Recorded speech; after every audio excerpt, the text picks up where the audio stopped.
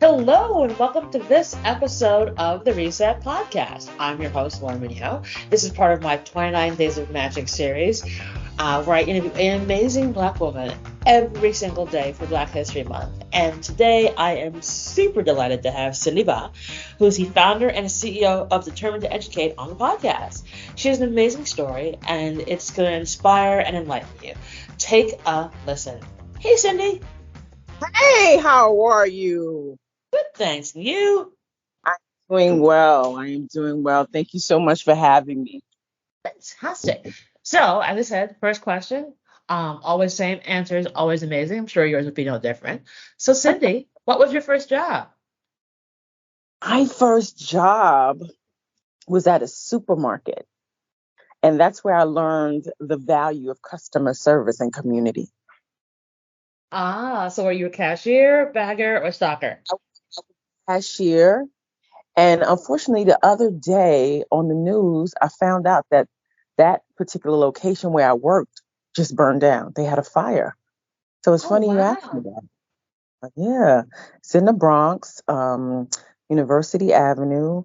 And let me tell you, the amazing thing about that job is that a lot of the people in the community, I would say, appreciated maybe the love that I gave or maybe attention that I gave, that my line will always be so long. And some of the other cashiers are like, hey, I'm open, I'm open. And not to brag or anything, but just they would say to me that, oh, no, I want to go on Cindy's line because she's always smiling. And I said, well, I mean, but other people smile too. But then I said, okay, that is the value of community and customer service. Okay, I could get a hang of this. And then some of my managers were like, what is she doing? Is she hooking somebody up? Is she doing that? But never did that. But it was such a fun job. So yeah, that I love that job. It taught me so much customer service. Oh, fantastic. So, obviously, you went from being everyone's favorite cashier to where you are now. So, what's that been like? You know, I have to give credit to so many mentors that I had encountered along the way, um, with, you know, learning about the village. I know you know the village. You know, when we were growing up, you had people in the community that would say, hey, you're not supposed to do that. Hey, Mm-hmm. you're not supposed to do that. You should be doing this. Pull up your pants. Don't talk this way. Lift your head up. Walk with your head high. And the community and the village is what I miss so much. So when I started Determined to Educate, we started with uh, trying to not necessarily change the minds of people, but allowing them to think in better ways. And education is not only in the school, it begins at home, it's in community, it's where we are, it's where we live. And the journey that I had, and then, unfortunately at the age of 16, 17, I lost my mom in a tragic car accident. And my wonderful dad, he was always there, but it's nothing like having your mom. So I learned about being being strong, learning how to cope with tragedy, learning how to not make people feel uncomfortable in certain situations or not feeling alone, which, I would say mental health, which is not no longer taboo now, plays a big part. And, again, I have to give credit to the people that have shaped me this way, my parents, and meeting a wonderful woman by the name of Miss Susan L. Taylor that has given me so much love and so much mentorship, as well as the Reverend Dr. Alfonso Wyatt, Robert Child, so many amazing people that I could name. And, the journey is still going. I learn every day. And I'm happy that people give me the opportunity to still ask questions, to still be confused, to still understand where they're coming from and listen to me. And it's been quite a journey, and I'm still ready for the ride. Fantastic. So, tell us more about Determined to Educate. Why did you create it and what is it all about? again, I was so in love with community. I was so in love with the village. I missed it. And I was just like, what's going on with our community? What's going on with our young people? What can we do to allow them to think better? So, Determine to Educate, it started after my dad passed in 2008. And, he died tragically as well. And I didn't understand, how I was feeling, losing people. And I have an older sibling, a sister. I have a younger sibling, my brother. I have my niece. I have my nephews, and we were all going through what we were going through. So I said, you know what? There are people out here that are not eating. There are people out here that are being abused. There are people out here going through so many things. How can I help them? What can I do? I remember my mom used to always say, I'd be like, oh, Mom, I want to go outside. She's like, go take a book and read. Go. Why do you want to go outside all the time? Go take a book and read. She was determined to educate me. And that's how I came up with the name. And with this organization, we mentor, we educate, and we create opportunities which allow students and individuals to build confidence within themselves. We motivate them to excel through partnerships and amazing programs that we have. And amazingly, and uh, we've been in business for 15 years, and we are 10,000 students strong. I believe it's over 10,000. I heard the other day when we were doing the numbers. So we have so many amazing programs with our speaker series programs that brings prominent figures and professionals to different schools. We have our exposure tour where we take students on different trips to different sites in the business world. We actually just came from Tyler Perry Studios last year on a private tour, which we were thankful for. And we're just so happy that we're able to help so many students and people in the community. Amazing.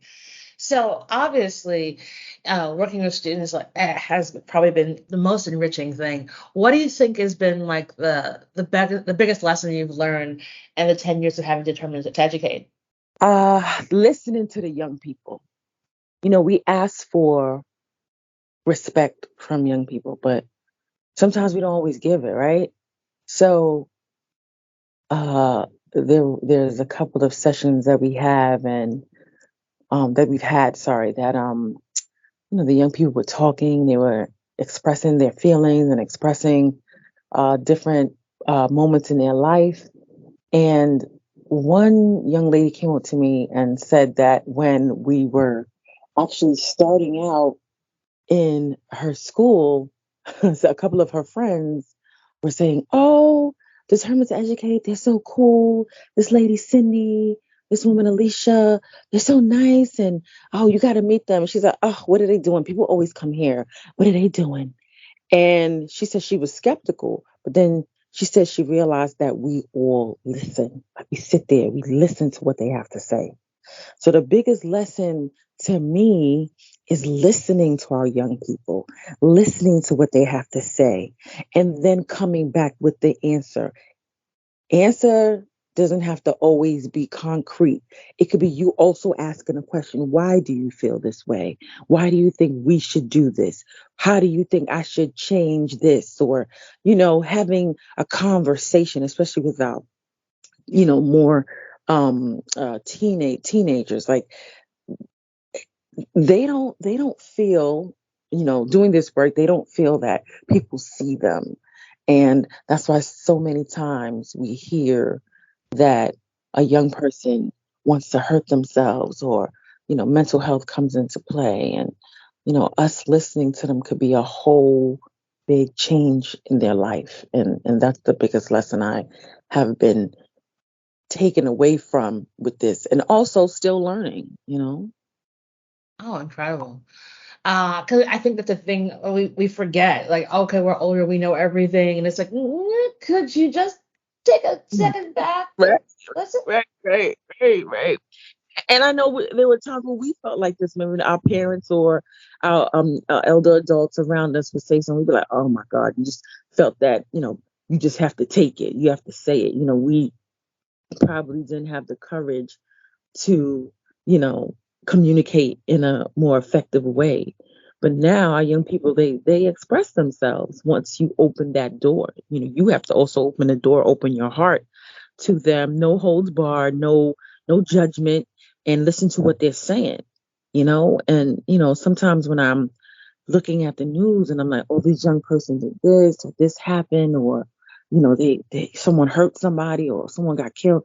I feel so hurt because I'm like, man, what could I have done, or what could someone have done to prevent this? Did somebody know they were going through this? Or even the mass shootings is like, why would that person take that AR-15 and go to a school and do this? It's like, what's going on? No one's hearing them. Nobody's listening. It's so sad to me. I feel like sometimes I feel like I can save the world. That which is crazy, right? That's what Black women. That's what we do think we want to save the world. I'm like, I understand, but can't do that. Right. And we also need each other. We need each other as a people. We need each other as women. We need each other to help each other grow. And that's another thing that we do with Determine to Educate. We are about to revamp our Better Woman University series and our Better Man University series, where we talk about the issues that women have, and we talk about the issues that men have, and the communication between the two, and the communication we have with each other. So, most people are open to saying how they feel. Some people are not. And we just want to open that door and have this dialogue about, ways to make it better and not have this behavior that we so often see between Black women, or between women, period, with conflict, with, I don't know if it's jealousy, envy, I'm not sure, but where we're able to communicate and not and support each other, and have love between each other. And I really hope that we could get better with that and not trickle that down to the next generation. It's so necessary. It's we're at this very interesting time where where people are finally talking about mental health, and talking about mental health in young people. And I think every day we see another heartbreaking article about how many challenges kids are having these days, and what we can do to try and help. And I think it fundamentally coming down as like having an open ear. Absolutely. And sometimes we think that the adults can handle it, right? Sometimes we think that the parent can handle it, and they may not be able to. So us being open to speaking to mental health advocates or psychiatrists or psychologists more in our community and more in our lives, and being able to say, hey, listen, I'm not feeling right about this. I don't know what to do about it. I can't really talk to my family and friends. Is there someone else that has a neutral ground that I can talk to, that I can call? And that's another avenue that we're looking to open up within Determine to Educate, and making people available to those that are, may not want their family members to know that they're talking to this person, but it can help them out in, whatever they're feeling. That mental health aspect is seriously needed people to get help on. It's just necessary. It just is necessary. Like there is no way around it. We have to do this. Right. Very necessary. And even the work that you do when you're listening to people and you're hearing, their success, or maybe their triumphs and their failures, and you absorb in so many different personalities and talks. Sometimes you may say, "Look, you know what? I want to talk to somebody too." I'm You have to.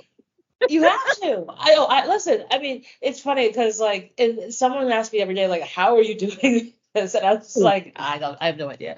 But I do take a month off from this actor because it's a lot. And I have a good therapist. And I think I'm a huge advocate of it because I think it's one of those things where the reason I do this is because of people like you.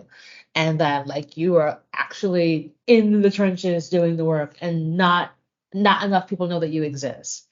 Right. And it gives me a lot of joy to be able to create a platform to shine light on those other voices because I get asked this all the time, like, why haven't you gotten this person, this person, this person? Everybody knows. I'm like, yeah, because you know them already. Right. Like, Right. Right. and if it works out that one day I have them, that's awesome.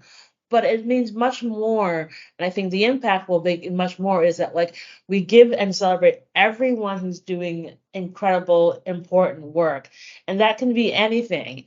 It's just to show that Black women were dope, and a lot of different spaces. So it's really important that's why I do this. It's important, Laura. Let me tell you, I need to let you know and give you your congratulations and give you your flowers for creating a platform for people like me to be able to speak and let them know what's going on in the community or in the world or, whatever they're doing in life and having that avenue to say, hey, we're doing this here, hand raised up. You can give us a call, you can send us an email, you can hit us up on social media. We're here. Thank you so much for doing that. Thank you so much for doing that. Oh, And advocating for us and allowing us to be a voice in the community where people would not otherwise see or hear us. So thank you so much for that. I have to make sure I oh. give you flowers. Very I important. appreciate it and thank you very much. Now, speaking about young people, and all of your experiences and how you've been able to build all these years, what do you think you'd tell 18-year-old Cindy? Great question. I would tell 18-year-old Cindy that you can't make everyone happy. You have to make yourself happy first. You can't please everyone, 18-year-old Cindy. You have to please yourself first. You can't give your heart to everyone that you have not examined yet. Give your heart to yourself first, 18-year-old Cindy. Love yourself more. You can't impress everyone, 18-year-old Cindy. You are human. You don't have to be strong every time, 18-year-old Cindy. You can let the tears loose, 18-year-old Cindy. Don't be so sad when someone tells you something that is disappointing. Understand, have patience. It may not be right for you. That is the reason why that has happened, 18-year-old Cindy. Everything is going to be all right, 18-year-old Cindy. You don't have to work all the time, 18-year-old Cindy. I love Give that. yourself a chance. You just gotta give yourself a chance. I believe I was so tough on myself at that age because again, losing my mom so young and just, running into adulthood so quickly and having to work, go to school, work, go to school, work. I forgot about myself. And I always tell young people, don't forget about yourself. Yeah, Even mother, it's true. even father. Don't forget about yourself. Your children, they love you. They will always love you. But don't forget about myself. If anybody knows me, any of my friends that know me, I tell them, don't forget about you. My sister actually taught me that. So shout out to my sister, Baah. She taught me, don't forget about you, you know? And I love that now. I don't know how long it took me to get this, but I love myself. I love myself. I would love to be Cindy's friend. I would love to be with Cindy. Cindy makes me laugh all the time. Cindy's cool. Cindy isn't perfect, but most of the time she shows so much love. And it's okay to brag about that. You love yourself. Brag about it. Why not? It's not being cocky. It's being confident and comfortable in your skin. And there's people that may be older than me that don't feel like that. They're still on their journey. That's okay too. But you got to love yourself first and give yourself to you before you give yourself to anyone else. You know? So yeah, It's so important. very So, important. so important. Very I love important. that. So obviously, Cindy, you take on a lot. You're working with a lot of different people, especially those young people who really need your shoulders to lean on. What do you do for your self-care? Self care. I started to thank you to Susan L. Taylor. Mama Susan taught me how to meditate and not stress too much. Um, Reverend Dr. Wyatt, he always tells me to breathe. Just breathe. You can't do everything.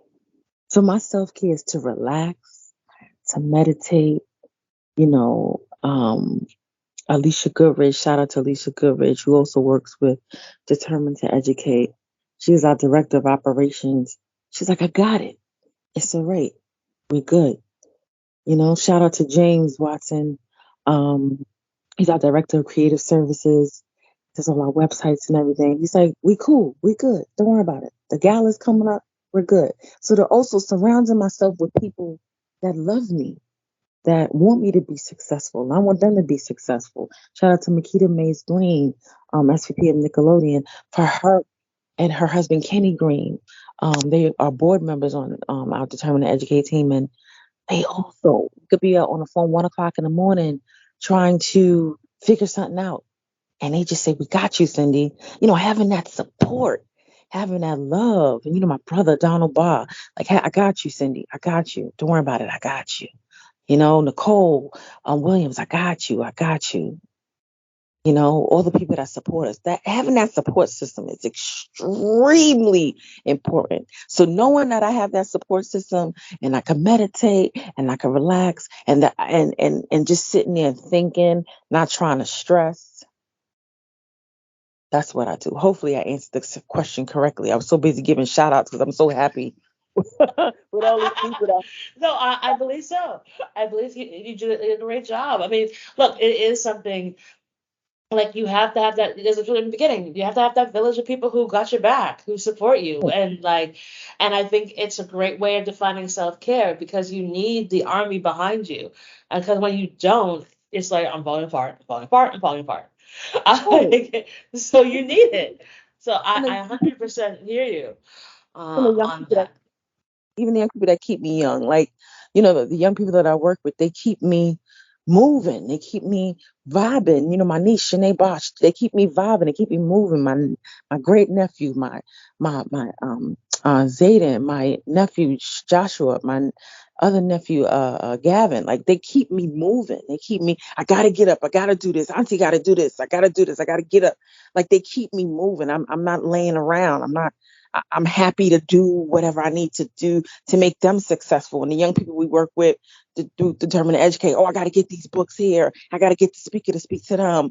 I got to go to Atlanta to see Cheryl Ford. I got to go to Kentucky with Cheryl Ford. We have to do this. Cheryl Ford Donnelly. We have to do this. We got to go here. We got to go here. Just keeping that support system moving and everybody around us. And and that, I'm being repetitive, but I just want people to understand that your support system is so important, to have people that believe you, that advocate, like, I got you, we're good, let's do it. And those powerful people, you never forget about them when you get to where you land and your feet land. You say, hey, thank you for doing that. You could thank people sometimes. It's okay. Sometimes people need to hear that and give them their flowers and say, you know what, if it wasn't for you, I couldn't have done X, Y, Z,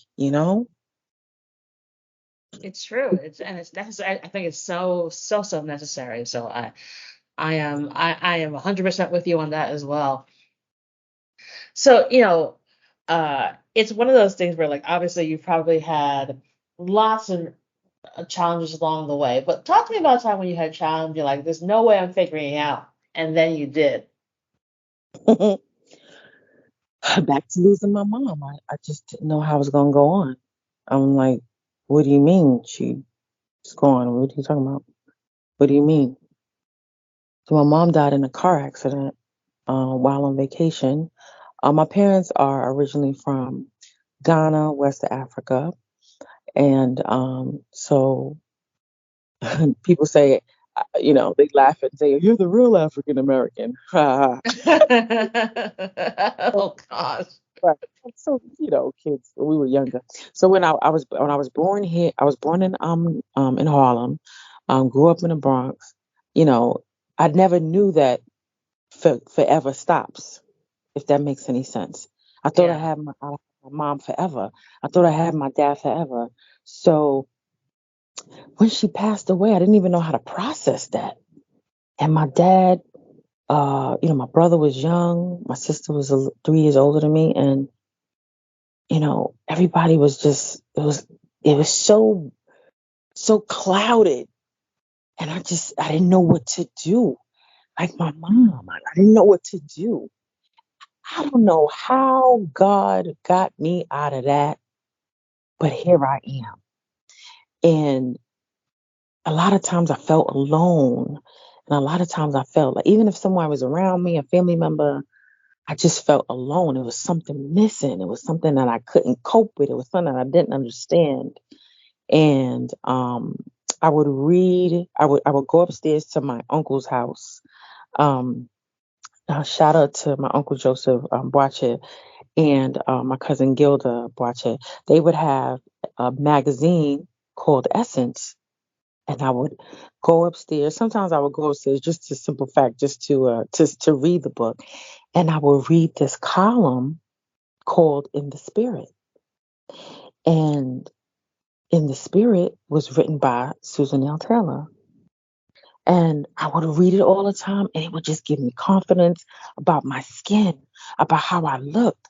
I would get this encouragement from my mother, but that encouragement was no longer there as far as I was concerned. Who else is going to teach me these things, right?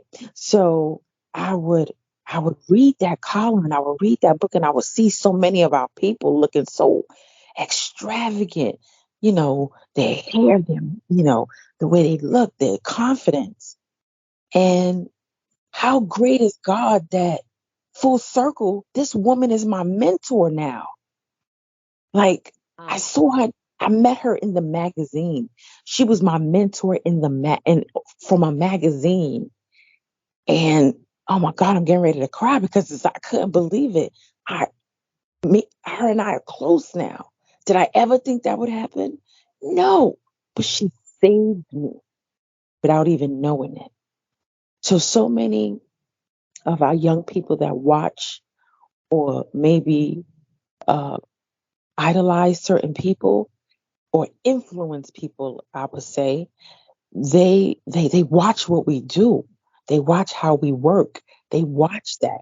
And that that can either give them confidence or break them. So that's why 18-year-old Cindy was so hard on herself because I never knew what was good. I never knew what was right. I was so hard on myself. Oh man, that didn't happen. It must have been my fault. Oh man, I did that. I was so hard on myself.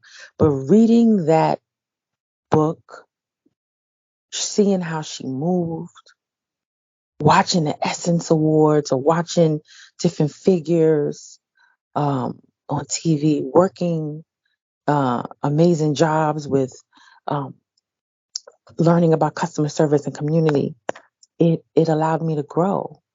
So I didn't think I was going to go on without my mom or even without my dad because he lost his best friend. He was broken after that. But we made it. And then it happened again with my dad. But then again, we made it. My siblings and I, we made it. Adore Donald, myself, we made it. You know, Shanae, we made it. So, when you're in it, you don't understand. You don't know how you're going to live through it. Then eventually the universe, God, he sends you all the love you need to get by. And even then some, because then the blessings start to come. when you believe. I always tell young people, when you want to do something, just put it out in the universe, right? And one of my other mentors, Daryl DMC McDaniels, he just wrote a book called Daryl's Dream. And he talks to young people, and he talks to people, period, about mental health. And he talks about living your dream, no matter what your age. Never forget about you. Don't doubt what you want to do. If the Holy Spirit, or if the Spirit puts it in your heart, if God puts it in your heart, the universe puts it in your heart, that means you're meant to do it. So keep believing. So I kept believing that I can be better. I kept believing that I was going to succeed. I kept believing that I'm going to be all right. Every day wasn't easy, but I made it. So not to be long-winded about the answer, but I just want to get through to people that are listening how important it is to give yourself a chance. You're gonna mourn. You're gonna go through things. You're gonna be sad sometimes. You're gonna be happy sometimes. But just always know you're going to make it.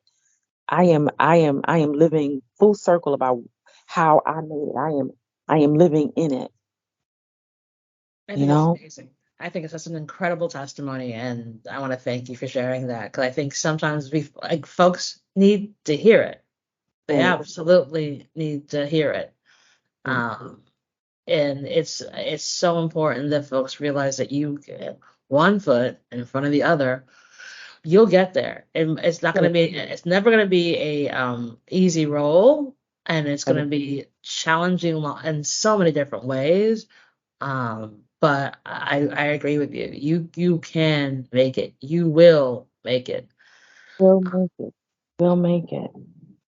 And you have to give yourself a chance to get there. So many people may force themselves, and you got to give yourself a chance. You know, my girlfriend Ursula, she says, give yourself grace. You got to give yourself grace. Give yourself grace. Give yourself time. You know, you're human. We are human. We are not It's machines. We are not. no machines. We're not from Krypton, so like we can't be superwomen. Right. So it's important that folks remember that. I love Very that. It's fantastic. So last important. question for you. Um, Okay. do you have a give and or an ask of the audience? I do. We need you out there, community. Determined to educate, we're looking for mentors. We're looking for volunteers.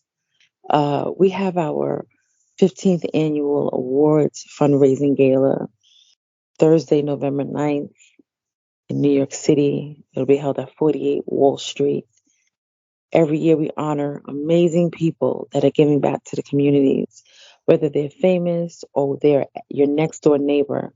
We recognize people that are doing extraordinary work, and we welcome your donations, whether it's $1 or more. We need it to continue the work that we're doing, to encourage our young people, to mentor our young people, to expose them to a broader, wider variety of opportunities. We need you to just take a look at what we're doing. Our website is currently being updated, but you can find us at www.determinedtoeducate.org. We're on Instagram at Determined to Educate. We are on Facebook, Determined to Educate. We are on Twitter, DTE Inc. You can find us, see the work that we're doing, see the amazing people we work with.